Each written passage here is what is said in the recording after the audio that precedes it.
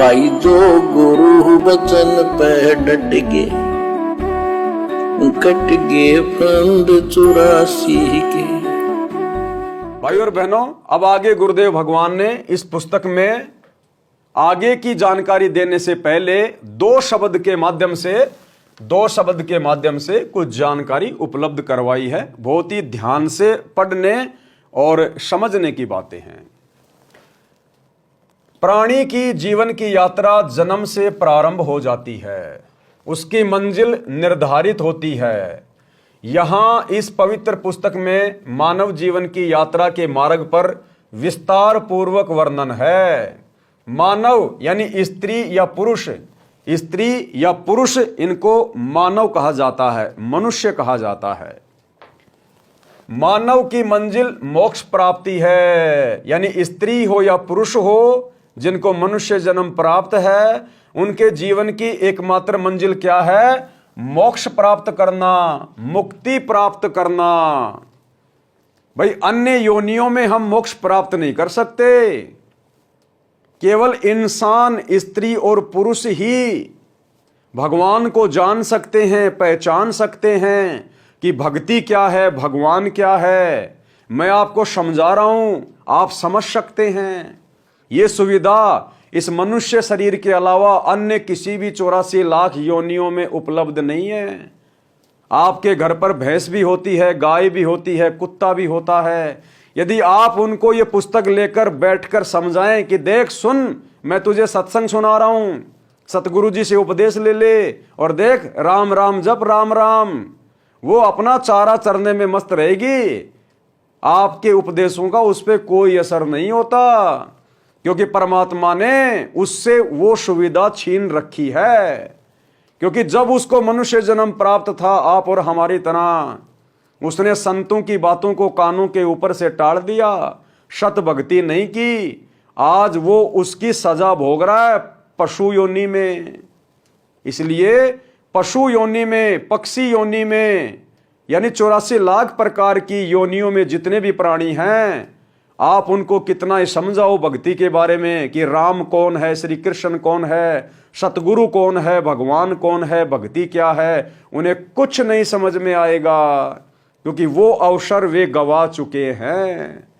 ये सु अवसर भक्ति करने का, मोक्ष प्राप्त करने का, सतगुरु रूप में परमात्मा की पहचान करके भक्ति शुरू करने का केवल मनुष्य के पास है, मनुष्य के पास है।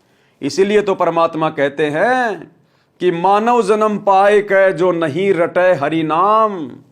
और जैसे कुआं जल बिना फिर बनवाया क्या काम? आपने कुआं बनवा दिया, कुआं खुदवा दिया, अच्छा उसको सीमेंट से लिपवा दिया और जल उसके अंदर है नहीं, तो फिर उस कुएं का क्या प्रयोजन? कोई प्रयोजन नहीं। इसी प्रकार ये मनुष्य जन्म हमें दिया भगवान ने, और यदि हमने भगवान की भक्ति शुरू नहीं की सतगुरु से उपदेश लेकर, तो इस मनुष्य जन्म की प्राप्ति का भी उस कुएं की तरह कोई प्रयोजन नहीं है। इसलिए ये मनुष्य जन्म चाहे स्त्री का हो चाहे पुरुष का हो, केवल सच्चे सतगुरु की शरण में आकर सत भक्ति शुरू करने के लिए मिला है, मोक्ष प्राप्ति के लिए मिला है। मानव यानी स्त्री पुरुष की मंजिल यानी टारगेट मोक्ष प्राप्ति है। मोक्ष का मतलब क्या होता है? कि दोबारा से इस संसार में किसी भी योनि में जन्म ना लेना पड़े, ना ये मनुष्य जन्म लेना पड़े, ना गधे कुत्ते का जन्म लेना पड़े, ना नरक भोगना पड़े। सतगुरु की भक्ति करके सदा सदा के लिए सतलोक के अमर लोक में चले जाएं, उसको कहते हैं मोक्ष प्राप्त करना।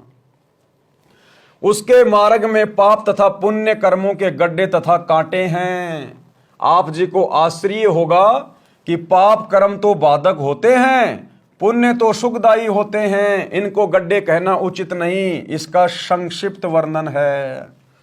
यानी कोई व्यक्ति ये शंका कर बैठे अपने मन में कि चलो मान लिया पाप कर्मों के कारण तो इंसान दुखी है, लेकिन भैया जो पुण्य होते हैं वो तो सुख प्रदान करते हैं, तो ये पुण्य भी क्या हमें दुखी करते हैं, परेशान करते हैं? जी हां, जितना दुखी हमें पाप कर्म करते हैं, क्योंकि पाप कर्मों के कारण इंसान बीमार हो जाता है, एक्सीडेंट हो जाता है, घर में अचानक से कोई ऐसी घटना घटित हो जाती है, इंसान निर्धन घर में पैदा होता है, जो व्यक्ति पाप कर्मों से रंगा होता है, जिसने भक्ति नहीं की होती है, दान धर्म नहीं किया होता है, तो वो व्यक्ति तो स्वाभाविक दुखी होता ही होता है पाप कर्मों के कारण।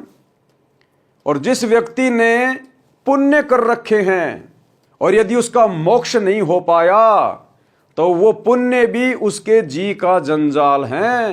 कैसे? ध्यान से समझिए। पाप रूपी गड्ढे व कांटे, यानी पाप कैसे इंसान के लिए दुखदाई है, सबसे पहले वो समझिए।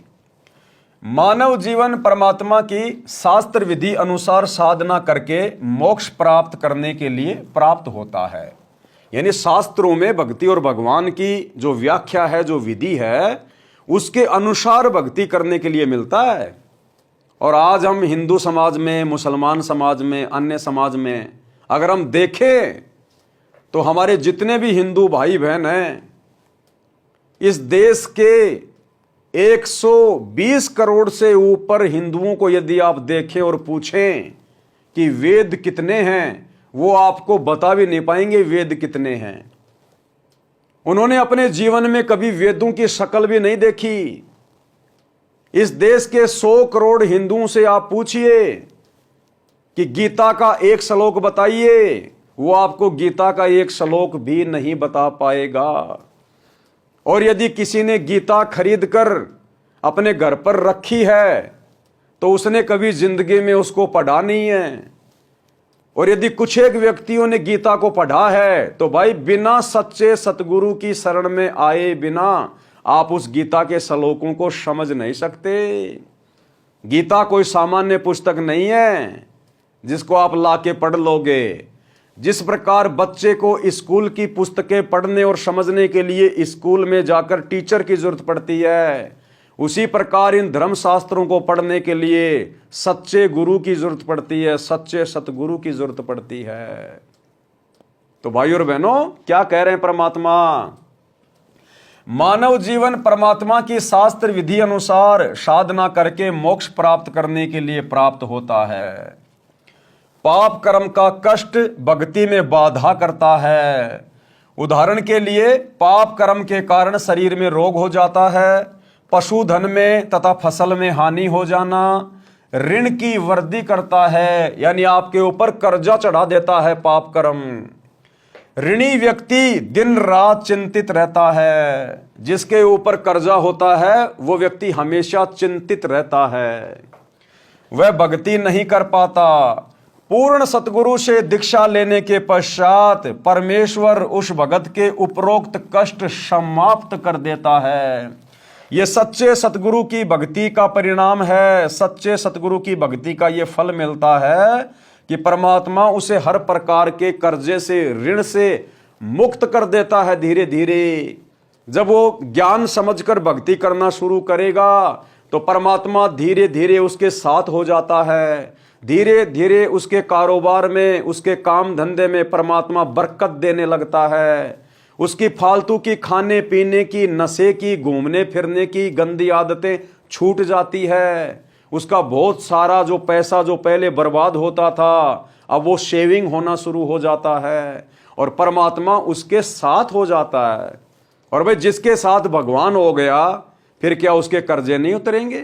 क्या उसका परिवार रोग मुक्त नहीं होगा? क्या वो सुखी नहीं होगा? अवश्य होगा।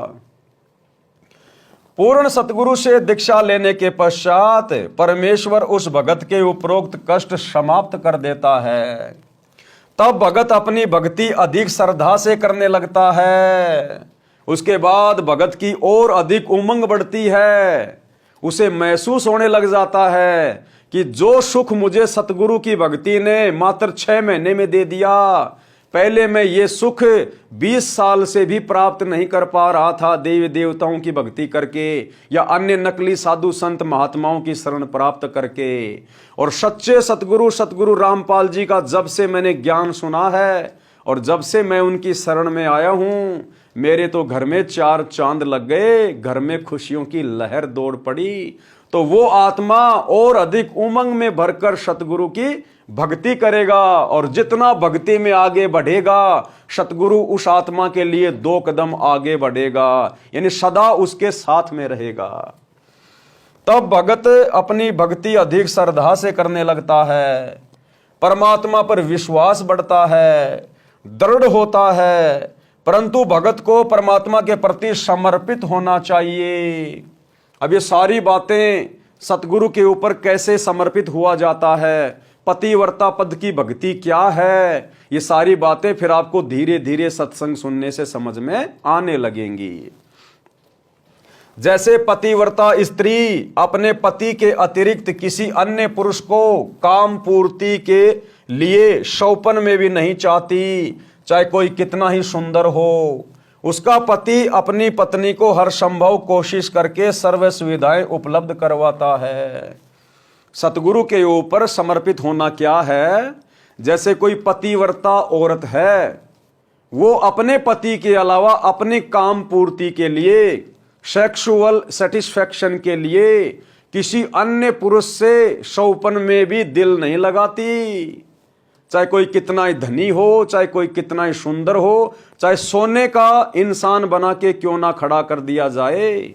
जो पतिव्रता औरत होती है वो अपने पति के अलावा पति वाले भाव से गैर पुरुष को शौपन में भी नहीं देखती। तो ऐसी स्त्री का पति अपनी पत्नी को हर संभव सुख देने का प्रयास करता है, उसकी हर इच्छा पूरी करने का प्रयास करता है। तो ठीक इसी प्रकार जब हम सतगुरु की शरण में आ जाएंगे, सतगुरु से सत भक्ति लेकर सत मंत्रों का जाप करना शुरू कर देंगे, तो फिर हमने अपने सतगुरु के अलावा पतिव्रता स्त्री की तरह शौपन में भी अन्य किसी नकली साधु संत महात्मा बाबा आचार्य शंकराचार्य ब्रह्मा विष्णु महेश पीर पैगंबर या किसी भी देवी देवता का शौपन में भी ध्यान नहीं करना। अपने सतगुरु के बताए अनुसार हमने अन्य कोई भक्ति साधना नहीं करनी, सतगुरु के बताए अनुसार भक्ति ही करनी है। किसी मंदिर में, मस्जिद में, चर्च में, गुरुद्वारे पर, तीर्थों पर, धाम पर हमने भक्ति भाव से नहीं जाना कि हमें कुछ लाभ हो जाएगा। वो होता है एकमात्र अपने परमात्मा पे समर्पित होना। तब वो परमात्मा ये देख लेगा कि ये पतिव्रता आत्मा है, मेरे अलावा ये शौपन में भी किसी और से इच्छा नहीं कर रहा है, केवल अपने सतगुरु से ही डिमांड कर रहा है, अपने सतगुरु के बताए अनुसार ही भक्ति कर रहा है, अपने सतगुरु के अलावा किसी और को देव नहीं मानता, परमात्मा नहीं मानता। फिर वो सतगुरु उस पतिव्रता आत्मा के बिल्कुल साथ हो जाता है। और कहते हैं जो पतिव्रता जमीन पर ज्यों ज्यों धर है पांव, सतगुरु झाड़ू देत है ना काटा लग जाए।